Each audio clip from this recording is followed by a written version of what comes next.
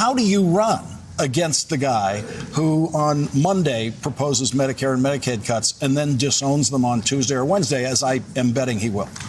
I think you run on reality, and that's how I closed that debate on Friday night. That while he's boasting about things with the economy and going down to Mar-a-Lago and telling his friends, you just got a lot richer, there are a lot of people right here in New Hampshire and around the country that aren't feeling that prosperity. They're struggling to pay for their child care. They're struggling to fill their insulin prescription. So there are major, major problems right now for a lot of people. So that's why I finally figured out, after sitting through that impeachment hearing and watching the bravery of some of my colleagues like Mitt Romney and Doug Jones, that what this president lacks, in addition to a respect for the law and our democracy, he also lacks empathy.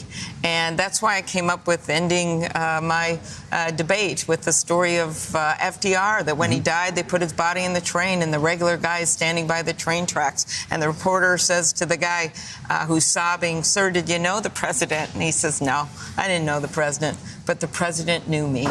He knew me." And I am committed to restoring that sacred trust between the president and the people of this country.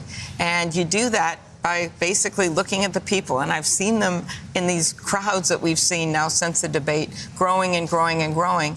And every time I say this, I look at them and someone nods their head. I say, you know, if you are struggling to pay for your long-term care, with this president, by the way, made it harder with this budget, if you're struggling to pay for your long-term care for your parents and at the same time the child care for your kids, I know you, and I will fight for you.